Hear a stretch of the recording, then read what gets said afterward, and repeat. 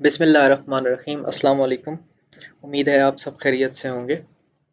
Basically ये हमारा and note series होगी और ये हमारा फर्स्ट स्टेप है toward the learning of and note के हम जब एंड नोट डाउनलोड या इंस्टॉल कर लेते हैं तो उसको फर्दर ऑन किस तरीके से यूज़ करना है, बिकॉज़ उसके अंदर डिफरेंट स्टेप्स होते हैं कि आप एंड नोट में सबसे पहले लाइब्रेरी बनाते हैं। उसके बाद किस तरीके से आप उस गूगल स्कॉलर से डिफरेंट साइटेशंस डिफरेंट पेपर्स के लिए डाउनलोड करते हैं, उसको किस तरीके से एमएस वर्ड में आप इंसर्ट करते हैं और किस तरीके से उसको आप डिफरेंट स्टाइल्स में सेट करते हैं। तो ये बेसिकली स्टेप बाय स्टेप इंशाल्लाह हम इस सीरीज़ में, पूरी एंड नोट सीरीज़ में कवर करेंगे। सो ये हमारा फर्स्ट स्टेप होगा लर्निंग की तरफ। तो हम इसमें देखते हैं कि इस ट्यूटोरियल के अंदर हम क्या चीज़ सीखने जा रहे हैं।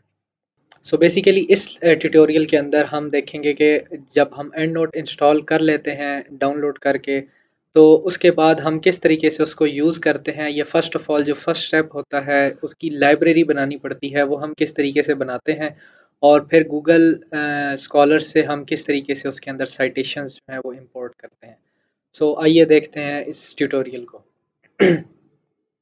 सो बेसिकली आप एंड नोट को ओपन करेंगे तो आपके पास इसमें कुछ भी नहीं होगा फर्स्ट ऑफ ऑल, बिकॉज आपने कोई लाइब्रेरी नहीं बनाई हुई।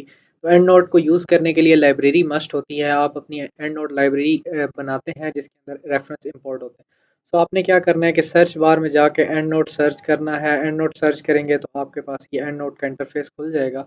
आपने सीधा टॉप लेफ्ट कॉर्नर पर देखना है, ये फाइल मेन्यू में जाना है। तो यहाँ पर आपके पास कुछ ऑप्शंस आ रहे हैं। नंबर वन ऑप्शन आप अगर देखें तो आपके पास एक न्यू आ रहा है, आप अपनी एक न्यू लाइब्रेरी बना सकते हैं।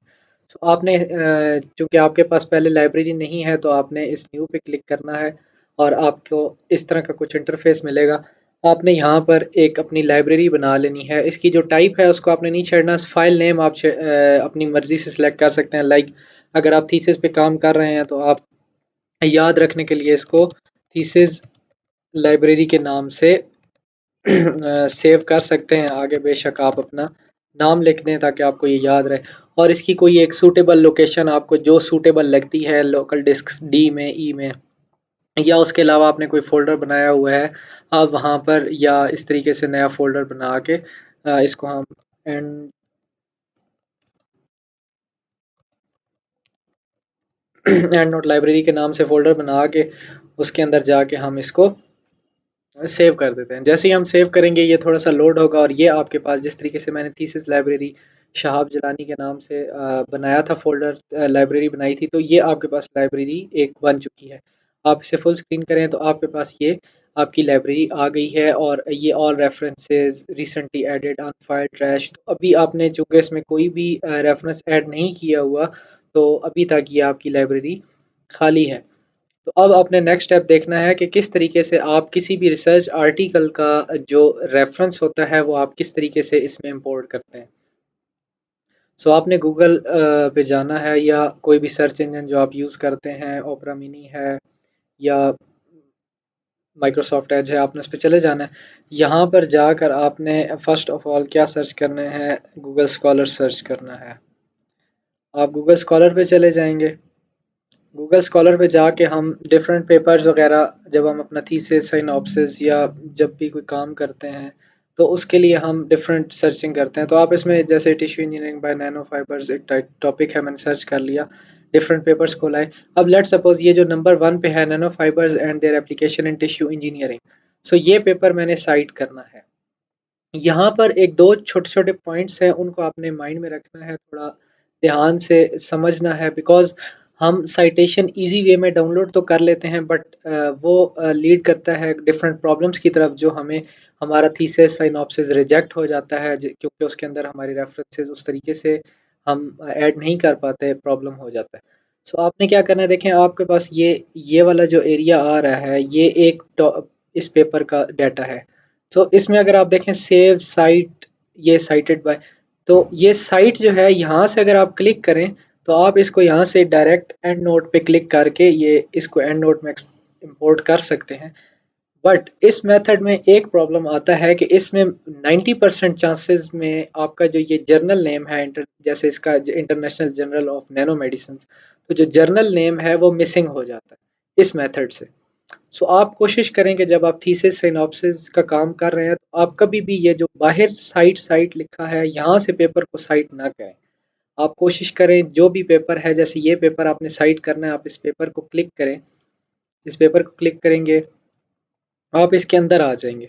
आप हर जर्नल का अपना इंटरफेस होता है, आपने थोड़ा सा आप कुछ टाइम थोड़ा सा यूज़ करेंगे तो आप यूज टू हो जाएंगे उनके जो जर्नल का इंटरफेसेस हैं उससे।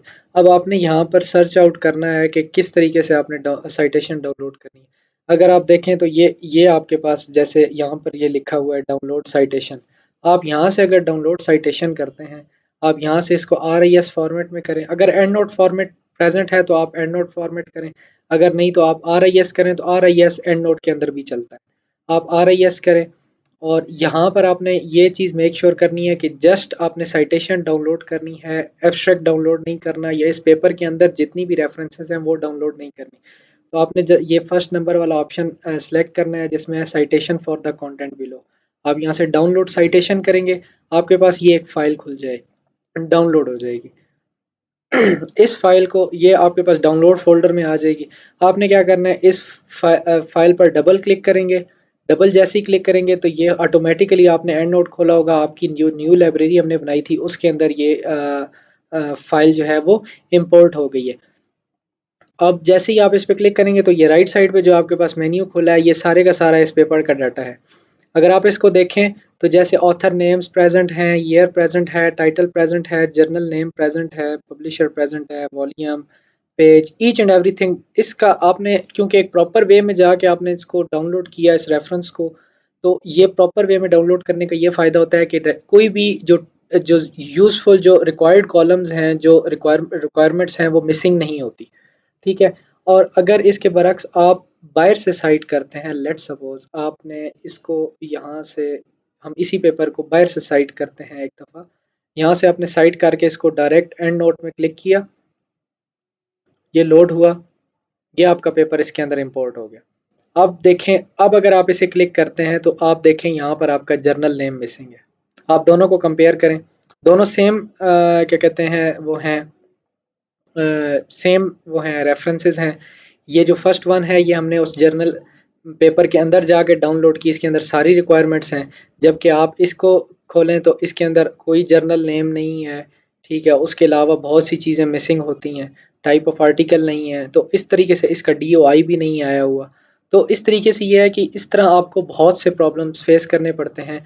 अब आप जब ये रेफरेंस लेटर ऑन अपने उसमें वर्ड फाइल में या अपनी थीसिस में, सिनॉप्सिस में, या अपने रिसर्च प्रपोजल आर्टिकल में जब ये रेफरेंस सेकंड नंबर वाला जिसमें जर्नल आर्टिकल नेम मिसिंग है ये ऐड करेंगे, तो आप जो मर्जी स्टाइल यूज़ करते रहें, आपका जर्नल नेम मिसिंग होगा।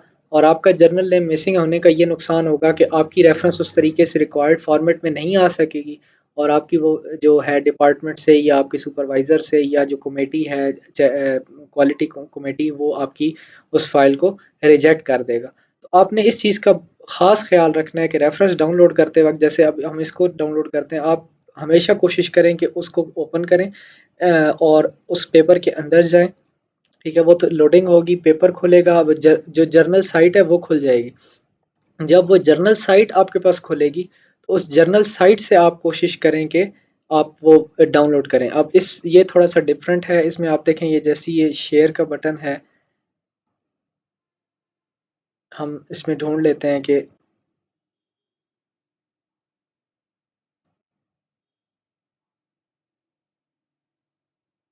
ये हमने परमिशन एंड साइटेशन पे क्लिक किया तो हमारे पास ये आ गया डाउनलोड साइटेशन।